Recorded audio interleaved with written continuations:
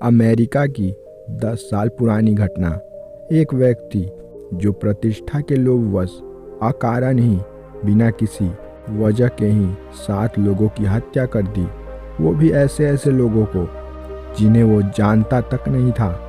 उस व्यक्ति ने अभी तक उससे मिला भी नहीं था, ना ही मारने से पहले और ना ही मारने के बाद। जब अमेरिका के कानून व्यवस्था ने अपने नियंत्रण में लिया, कानून व्यवस्था एवं मनोवैज्ञानिकों ने उस व्यक्ति से पूछा, तुमने उन 7 लोगों को बिना किसी कारण के उन 7 अपरिचित लोगों की हत्या क्यों की? उस व्यक्ति ने जवाब दिया, मैं अपने चेहरे को अखबार के फ्रंट पेज पे देखना चाहता था।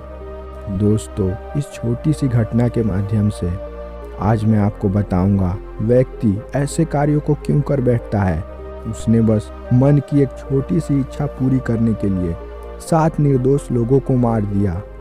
इस समाज में हर किसी को इज्जत की भूख है, हर कोई मान प्रतिष्ठा पाना चाहता है। हर एक इंसान में कभी न कभी ये विचार मन में उठता ही है, उसे भी लोग जाने, उसे भी 10 लोग पहचाने, समाज में उसकी भी इज्जत हो। लेकिन हर इंसान पे ये विचार अधिक प्रभाव नहीं छोड़ती। कुछ लोग इस विचार को सोचकर उसे भूल जाते हैं, लेकिन वहीं किसी इंसान में ये सारे विचार घर कर जाती है। वो इस चीज़ को प्राप्त करने के लिए हमेशा सोचते रहते हैं, वो हमेशा इस बात को लेकर चिंतित रहते हैं, परेशान रहते हैं। आज की ये बौद्ध कहानी इन्हीं विचारों पर आधारित है। आखिर इंसान ऐसी अवस्था को कैसे प्राप्त करे, वो कौन सा काम करे जिससे उसकी समाज में इज्जत हो, और ये कितना ज़रूरी है। क्या हर इंसान के लिए ये ज़रूरी है कि उसे लोग जाने, या फिर कुत्ते कीट पतंग की आदि मर जाना ये उचित है? एक व्यक्ति को कैसा बनना चाहिए, इन सारों प्रश्नों का जवाब आज के इस बौद्ध कहानी में मिल जाएगी। इससे पहले आप इस कहानी में खो जाएं, इस चैनल को सब्सक्राइब कर लें। बहुत समय पहले भगवान बुद्ध नगर नगर भ्रमण किया करते थे, लोगों को उपदेश देते थे, लोगों को जीवन जीने की कला और ध्यान करने की कला सिखाया करते थे। उसी नगर में नीलांबर नाम का एक सेठ था, जिसकी अभी शादी नहीं हुई थी। वो व्यापार करता और अपने व्यापार से उसे जो भी मुनाफा होता, वो अपने मुनाफे के पैसे से गांव को लोगों को बिना किसी कारण के ही अपने घर निमंत्रण देता। पूरे गांव को वो अच्छी तरह से खातिरदारी करता। उसके मन में इसके पीछे यही लोभ होता था कि लोग उसकी इज्जत करेंगे, गांव में 4 लोग उसे जान लेंगे, समाज में उसकी इज्जत बढ़ जाएगी। इसी मान प्रतिष्ठा के लोभवश वो ऐसा करता। उसने ऐसा कई सालों तक किया। और इधर उस नगर के राज्य दरबार में सबसे वरिष्ठ मंत्री एक गंभीर रोग से बहुत बीमार रहने लगा। राजा उसकी चिकित्सा हेतु दूसरे राज्य से बड़े बड़े वैद्यों को बुलाया, लेकिन इसका कोई फायदा नहीं हुआ। उसकी तबीयत दिन प्रतिदिन बिगड़ती चली गई। कुछ समय बाद वो अपने उसी रोग के कारण मृत्यु को प्राप्त हो गया। अब उस राज्य के राजा को एक नए मंत्री की तलाश थी। राजा ने अपनी सभा बुलाई और सभा के सारे सदस्यों से पूछा अब उसे क्या करना चाहिए। राज्य को एक नए सुयोग मंत्री की जरूरत है।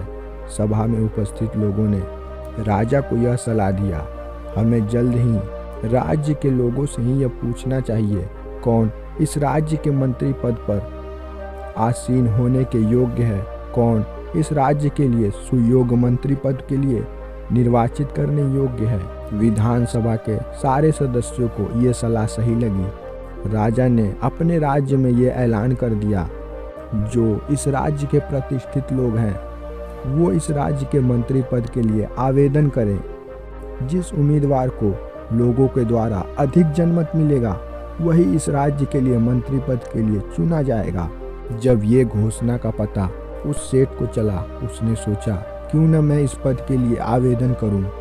मैंने तो अपने गांव वालों के लिए इतना सब कुछ किया है, ये लोग तो मुझे ही चुनेंगे। मेरी गांव में बहुत इज्जत है और मंत्री बनने के बाद मेरी इज्जत प्रतिष्ठा और भी बढ़ जाएगी। अपने इसी मनसा के साथ उसने मंत्री पद के लिए आवेदन कर दिया। पूरे 1 महीने बचे हुए थे चुनाव के लिए। उन 1 महीनों में सेठ ने अपने गांव वालों के लिए बहुत कुछ किया। वह गरीबों में कंबल बांटता, हर गरीब को भोजन खिलाता। अगर कोई व्यक्ति उसके पास मदद के लिए आता तो वो उसकी मदद करता। इन 1 महीनों में सेठ ने अपने अधिकांश धन का हिस्सा खर्च कर चुका था। अब उसके व्यापार पर भी असर होने लगा था, क्योंकि उसका सारा वक्त लोगों के बीच ही व्यर्थ हो जाता। और जब चुनाव में कुछ दिन बचे थे, उसका व्यापार बिल्कुल ठप हो गया। उसे अपना व्यापार बंद करना पड़ गया। उसने लोगों का दिल जीतने के लिए कोई कसर नहीं छोड़ी। और दूसरी तरफ चुनाव के लिए और भी उम्मीदवार थे। उन्होंने 1 महीने में गांव के लोगों के बीच अपना अपना वक्तव्य पेश किया। उन लोगों को सपने दिखाया, उन लोगों को बहुत सारी उम्मीदें दिखाई। अगर वो मंत्री पद के लिए निर्वाचित होगा तो वो राज्य दरबार से आपके गांव के युवकों के लिए रोजगार मुहैया करवाएगा, लगान की दरों को कम करवा देगा। ऐसे न जाने मंत्री पद के लिए उम्मीदवारों ने बहुत सारे सपने गांव वालों को दिखाए, लेकिन सेठ ने ऐसा कुछ भी नहीं किया था। वह बस लोगों की चापलूसी करता। और आखिरकार चुनाव का समय आ गया।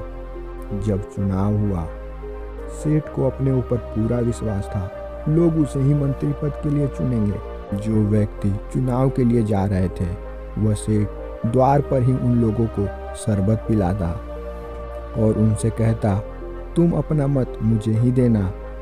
अगर मैं मंत्री बन गया तो तुम्हारी हमेशा सेवा करूंगा। वह सब लोगों से यही कहता। और आखिरकार चुनाव का दिन खत्म हुआ। कुछ हफ्तों बाद चुनाव के परिणाम आ गए। जब सेठ ने परिणाम के बारे में सुना, वह बिल्कुल टूट गया। उसने देखा उसे बहुत ही गिने चुने लोगों ने ही अपना मत दिया है और लोगों का सारा मत गांव के एक नौजवान युवक को मिल गया।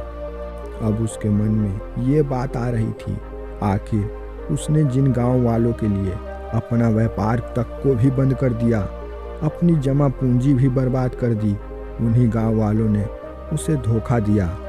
जिन गांव वालों का दिल जीतने के लिए उसने अपनी सारी हदें पार कर दी, उन्हीं गांव वालों ने उसके साथ धोखा कर गैर युवक को जिता दिया। अब उसे समझ नहीं आ रहा था वो क्या करे। वह विषाद की दलदल में डूब चुका था। जैसे तैसे वो अपने घर पे पहुंचा। घर पर पहुंचते ही जो उसके मित्र होने का नाटक करते थे, वे उसके पास आ गए। झूठा दिखावा के लिए, हमदर्दी जताने के लिए उन लोगों ने सेठ से कहा, देख लिया आपने, आप जिन गांव वालों के लिए मरते थे, उन्हीं लोगों ने आपके पीठ में खंजर घोंप दिया। मैंने तो अपना मत आप ही को दिया है, लेकिन इन लोगों ने अपना सारा मत उस युवक को दे दिया। वो युवक तो केवल बातों में ही कहता है वो ये करेगा, वो करेगा। उसने अभी तक ऐसा कुछ भी नहीं किया है, लेकिन आपने तो गांव वालों के लिए इतना सब कुछ किया। इन गांव वालों से बदले में आपको निराशा ही मिली है। उसके अधिकतर मित्र यही कहकर उसे दिलासा देकर चले जाते, लेकिन अब सेठ अपने दोस्तों के बातों से जरा सा भी प्रभावित नहीं होता। उन्हें अब ये सब शत्रु ही लगने लगे थे। अब वो किसी से भी अधिक मतलब नहीं रखता। वो अपने घर में ही अकेला रहता। अपनी गरीबी के कारण उसने अपने नौकरों को भी काम से हटा दिया। अब वो अपने घर में अकेला ही रहता। घर के सारे काम वो अकेला ही करता। वो निराशा में डूब चुका था। कुछ दिन बीत गए। उसका बड़ा भाई उसके पास आया। जब उसने अपने छोटे भाई की ये हालत देखी, उसने अपने छोटे भाई से पूछा, तुम्हारी ये हालत कैसे हुई? तुम तो इतने बड़े व्यापारी हुआ करते थे। छोटे भाई ने रोते रोते अपनी सारी दशा सुना दी। वो कैसे इस लाचारी का शिकार हो गया। भैया, जिन लोगों के लिए मैंने अपना सारा जमा पूंजी, अपना सारा कमाई लुटा दिया कि ये लोग मेरी नाम लेंगे, ये लोग मुझे अपना जनमत देंगे, मैं मंत्री बन जाऊंगा, मेरी समाज में इज्जत होगी, लेकिन ऐसा कुछ नहीं हुआ। 10 लोगों के बीच मेरी निंदा की जा रही है। भैया, मैं पागल हूँ, मुझे कुछ नहीं पता, मैं मर जाना चाहता हूँ। ये दुनिया रहने लायक नहीं है। ये दुनिया के लोग धोखेबाज हैं। जो इनके लिए मरता है ये उन्हें ही गाली देते हैं। भैया अब मैं जीना नहीं चाहता, मुझे मर जाना चाहिए, मैं मर जाना चाहता हूँ। जब उसके बड़े भाई ने ये सारी बातें सुनी वो बहुत चिंतित हो गया। उसने अपने भाई से कहा, तुम चिंता मत करो, मेरे गांव में एक बौद्ध भिक्षु है, तुम उससे मिलो, मैं तुम्हें कुछ पैसे दे दूंगा। तुम अपने व्यापार को फिर से शुरू करना, लेकिन उससे पहले तुम उस बौद्ध भिक्षु से मिलो। बौद्ध भिक्षु से मिलने के बाद अगर तुम्हारा मन शांत ना हो तो तुम्हारे मन में जो आए वो करना।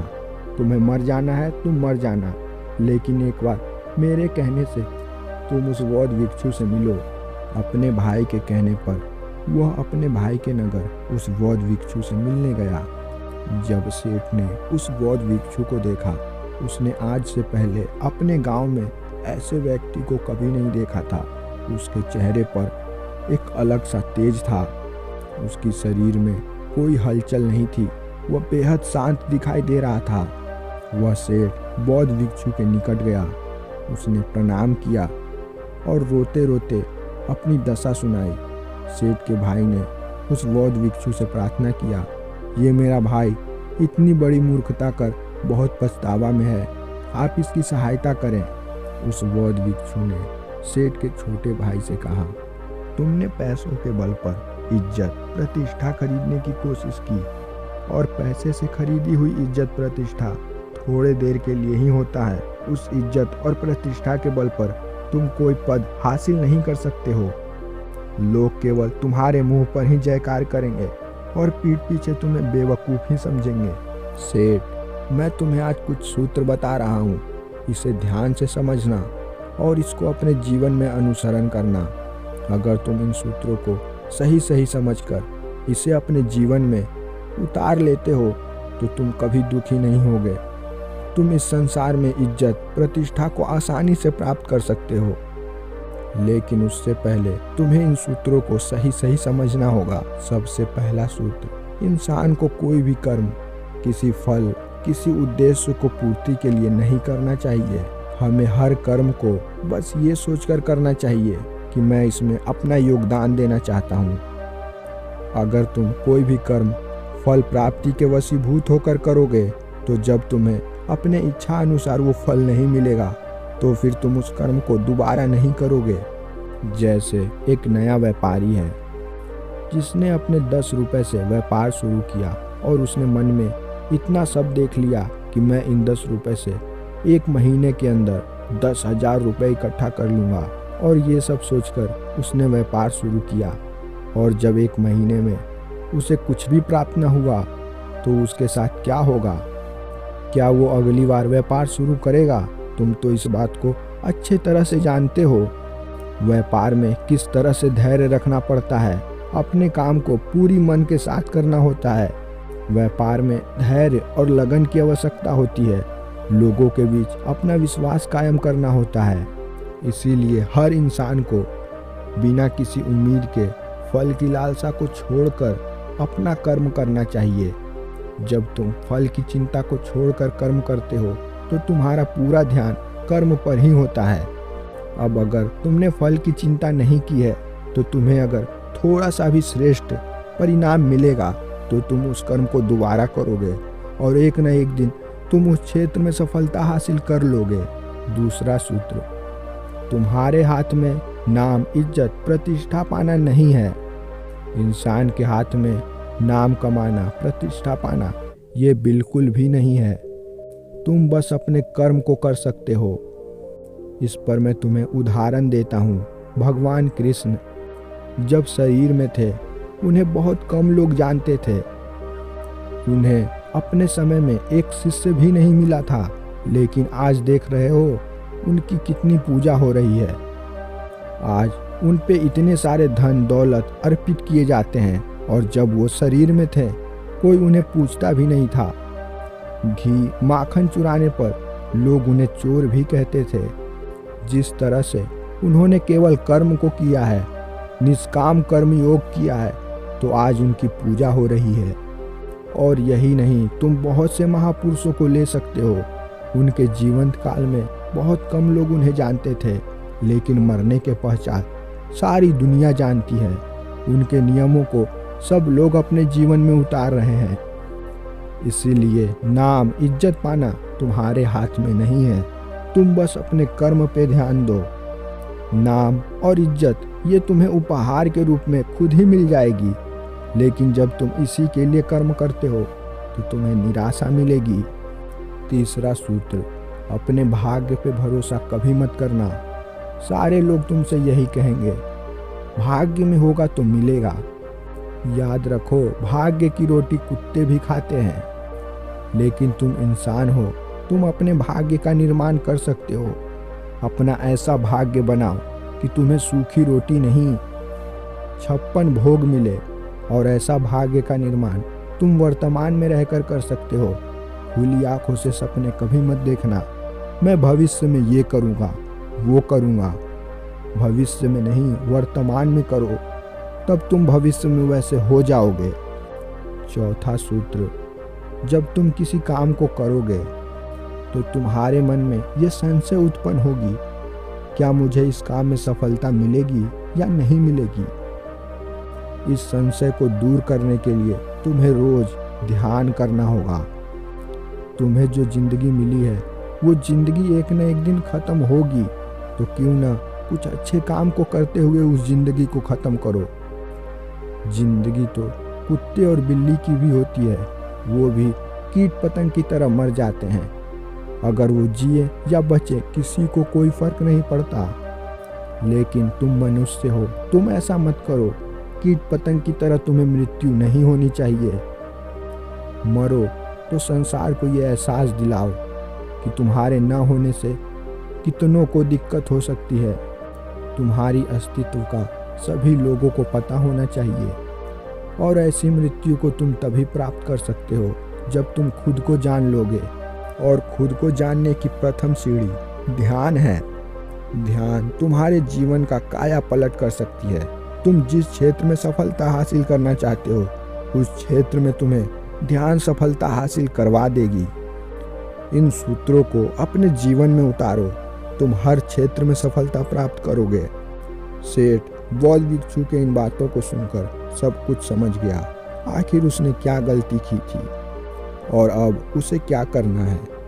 उसने बौद्ध भिक्षु को प्रणाम किया और उनसे आशीर्वाद लेकर अपने भाई से कुछ पैसे उधार लेकर अपने व्यापार को शुरू किया, और अब वह फिर से लोगों की मदद करता, लेकिन इस बार उसके मन में किसी भी फल की इच्छा नहीं थी। और कुछ समय बाद नए मंत्री पद पर उसका चुनाव कर लिया गया।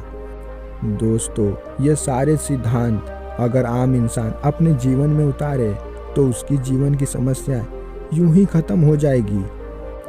आज के समय में हर एक युवक वही काम को करता है जिसके प्रति उसको ये आकांक्षा होती है कि उसे इसमें सफलता मिलेगी।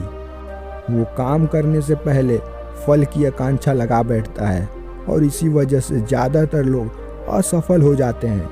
आज आप जितने भी इंसान को देख रहे हो, उन्होंने कभी ये पहले नहीं सोचा था कि वो इस क्षेत्र में इतने आगे बढ़ जाएंगे। उन लोगों ने बस अपना सर्वस्व त्याग कर उस क्षेत्र में लगा दिया। इसलिए बड़े फल की आकांक्षा लगाकर कर्म करोगे तो हमेशा असफलता ही मिलेगी।